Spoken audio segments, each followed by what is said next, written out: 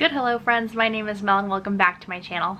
Today we are going to be wrapping up April and I'm so excited because this just might have been one of my best months in a really long time. I read 11 books in the month of April. 5 of them were physical, 3 of them were audio, and 2 were ebooks. You guys know I really love my audiobooks, but I wanted to strike a balance. I am really into going through my physical TBR and completing it this year. You guys already know this. So I'm really happy that the majority of my books this month were all physical. So without further ado, let's go ahead and kick it off. Unfortunately, I am reading a book that I will be unhauling, and that's Everything I Know About Love by Dolly Alderton. I was really disappointed from this book. The first 25 pages or so, I felt like I was in a conversation with a friend or being told a story from a friend, and then from there it just progressively got worse.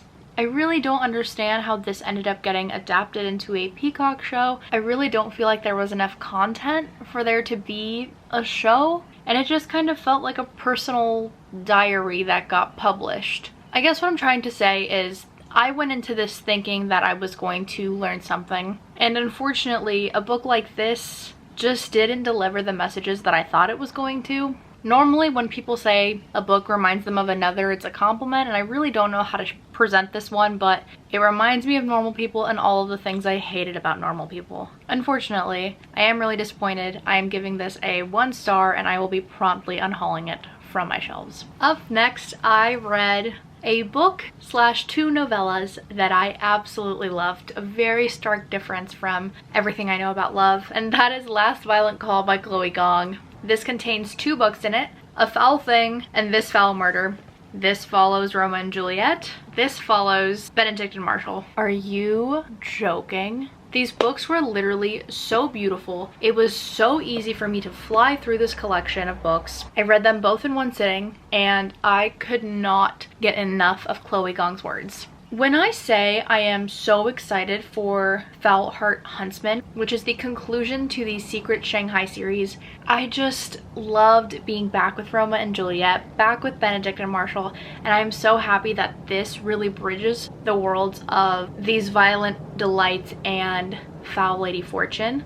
They're so good, and these are definitely going to be books that I come back to when I'm feeling the missing, the longing for more in this world. In case it wasn't obvious enough, I gave both novellas a 5-star, making Last Violent Call a wonderful 5-star read. Up next, I read While We Were Dating by Jasmine Guillory. This is the latest in the wedding proposal series. I forget what this is called. And this might be my favorite of all of them. This story follows Ben and Anna. Ben is a sibling of one of the characters that we met in some of the previous books, and I just loved their dynamic. I loved how both Ben and Anna grew together. There were such great depictions of what therapy looks like and how to deal with your mental health and just manage things in a really healthy way, while also showcasing some of the negative things as our characters kind of learn and grow around them. There's also those classic comedic moments that play out so well. Like, it truly just feels like a feel-good rom-com where our main characters still end up learning and challenging each other so much. I read this as an audiobook and I gave it a 5-star. Next, I read Funny You Should Ask by Alyssa Sussman. I had so much fun with this. Chani and Gabe are a very interesting duo to follow. I have this strange theme, clearly through this and some other books I'm going to mention later, of reading celebrity related romances, like as that being one of the tropes. And because I've read so many, you'd think that that kind of feels overplayed, but it absolutely does not in Funny You Should Ask. It was so chaotic and so much fun, while also really kind of defining these characters as more than just people in the entertainment industry. I also love a good dual timeline, and this does it really well.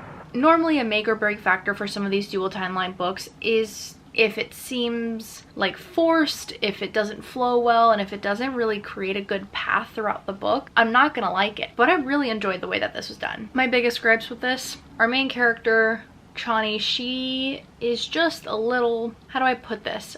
She's almost like on a rampage, and you feel it a little too much. Like there's like a level of, all right, like we get it, you're angry. And that's not to say like don't let women be angry. The way it was written was just like a little annoying. I think I would have liked to have seen, I don't know, a little bit less force from Johnny, but it didn't really deter my reading too much. The thing that really did it was the ending. It was not as satisfying as I hoped it was gonna be. It just felt like, okay, and that was it. Not like, oh, like my heart feels settled, like I feel so good with the ending. I'm okay to walk away from this book. So, I don't know. I still enjoyed it. It was still a lot of fun, and I gave this a 4.25. Up next, the ratings keep going down just a little bit, and that's if I'm being honest. Oh man, YA books, am I right? I feel like sometimes YA books can either get it right or get it very wrong, and this kind of falls somewhere in the middle where I can very clearly see that we have a YA audience in mind who wouldn't mind the nagging and the annoying and the basically like 16-year-old, 17-year-old self. The voice just felt a little too much at times, and granted I was listening to it as an audiobook, but that doesn't really change how annoying our main character got. At the end of the day though, there is a great sense of hope that comes from YA books, and our main character Cameron grows so well throughout the duration of this book that I can't help but love it. That and her growth with her parents is just, I don't know, it feels even more refreshing and even more hopeful. And being that age, I think it kind of paints a very different picture. Whereas like if you were to be disconnected from your parents when you're a little bit older, things are a little different then. So I think it was just painted in a really great light. But at the end of the day, I did give this a 3.75 stars. It wasn't bad, but it wasn't great either. If I'm being honest, also kicked off the 24-hour readathon that I was participating in with Amanda. So if you are curious as to what that looked like, go ahead and check out the description or hop up here and click on that link. The next book I read during that time was The Next Person You Meet in Heaven by Mitch Albom. I absolutely devoured this during the 24-hour readathon. It follows the events of the 5 people you meet in heaven and takes us through our character's 5 people that she ends up meeting. A lot of Mitch Albom's books are tearjerkers for me. They make me want to cry. This one was very close. It had moments where I gasped, where I stopped, and I was like, oh my god, that just hit me like a ton of bricks. However, there weren't enough moments to stay connected to the characters at times that, I don't know, they just felt a little too distant sometimes, and I wish we had just a little bit more time with them to really signify why these people were so important to our main character before she went up. Now that I'm talking about it, I did initially rate this a 5-star. It is a crime to rate this anything less than 5-star. What I'm gonna do is rate this a 5-star on Goodreads. However, the real rating is probably closer to like a 4.75, 4.5.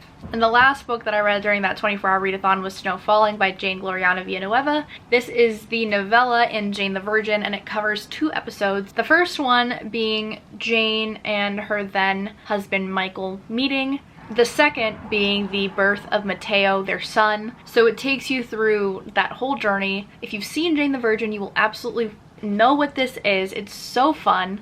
And the best part was listening to this over audiobook because the narrators are the Latin lover and abuela from the show.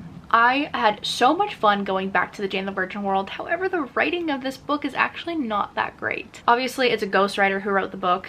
It says that it's Jane. There isn't an author, like the actual author, anywhere on the book. So this is made to be like the book in the show that she sells. I don't know. The writing isn't awesome. The story itself isn't that great either. If you've seen Jane the Virgin, then you know what this is. You know what it's about, so there's not much else to say here. I gave this a 3.5, again, primarily docking it for its writing, and just because it's a story that, like, alright, if you've seen Jane the Virgin, it's not going to do anything special for you, but if you haven't, still not going to do anything special for you. We are almost there. The next one was Every Summer After by Carly Fortune. I am really upset by this book. Really upset because it starts off so strong and then it just... I will say, when I was first reading the book, I was at about the 25% mark, and I just kind of sat there and was like, damn, like, I'm having a lot of fun. This is great. And I went to go update my status on Goodreads, and then I saw that a bunch of my friends had rated it kind of low, or people that I followed on Goodreads rated it kind of low. So then I was concerned. So I had every right to be concerned because I ended up hating how this book ended. Like the last, I don't know, 45%, I just kept reading just to read and hope and pray that I got through this book. I will say some positives that come from this dual timeline, again with the dual timeline books, is I loved Sam and Percy as kids. I loved Sam, Percy, and Charlie as a trio. I loved their characters when they were younger. However, as they got older, and as we moved to the earlier timeline, I was really disappointed by their actions and the way they talked to each other. And like, they just sounded like children, but they were in their adult bodies in that moment in the timeline. So, you know, it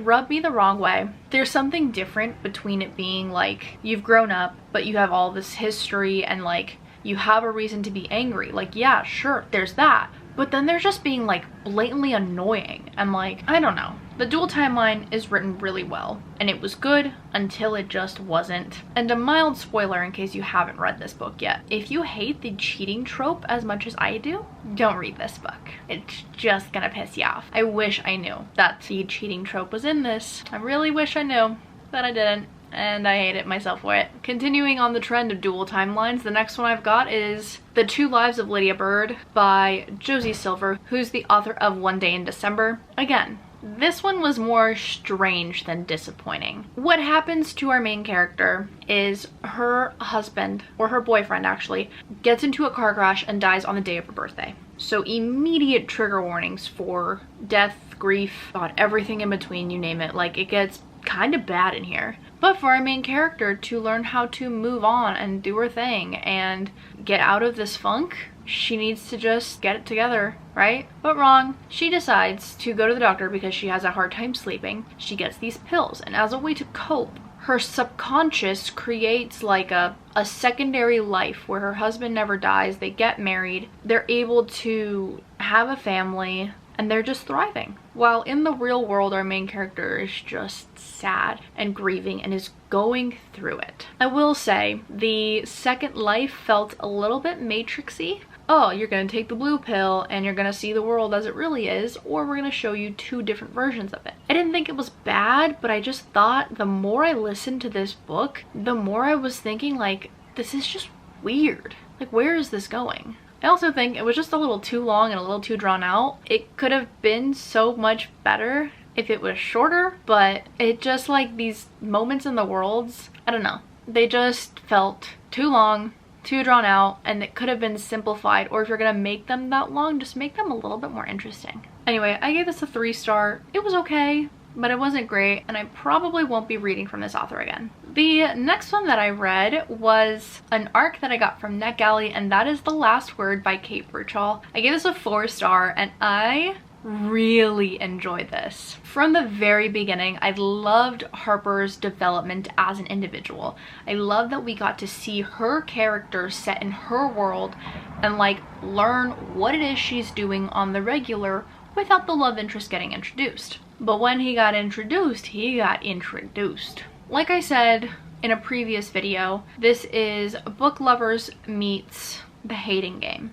And I haven't finished Book Lovers, but I love The Hating Game. So I was just really pleased by how much fun this book was. Ryan and Harper are the kind of friends to lovers to enemies to friends to lovers romance that I absolutely adored. I also love that we do have a fully fleshed out set of characters as supporting ones that are just awesome, and their characters are very endearing. They serve their purpose really well, and I just really enjoyed reading this entire cast. I said depending on how this ended, it might be a favorite at the 60% mark, and if that isn't just a great indicator of how good a book can be, I don't know what can. However, I will say, at around the 80% mark, I start to get a little bit annoyed with little Miss Harper and just how she was reacting to things and how she was interacting with Ryan, and I just wanted to see a little bit more growth from her up until that point, so that reactions like that weren't actually happening,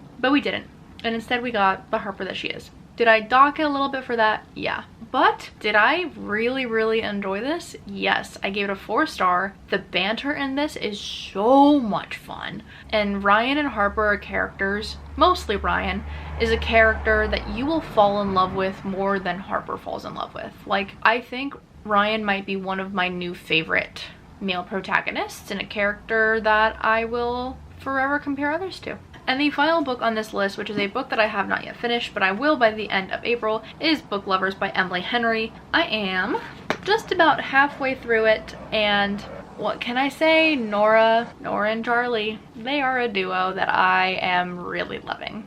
I love Charlie so much. I love that he's a little know-it-all, but he also has his soft sides to him. And Nora's just trying to do her thing with her sister. Like they're just trying to hang out, and they're just trying to do what they gotta do. But no, instead they ended up in small town USA with each other. I love it. I love it. I love it. I love it. I love it. I have a feeling it's gonna be a 5-star. Again, though, depending on how it ends, you never know. So we have 1, 2, 3, 4. Oh, apparently don't have 5. 6 physical books.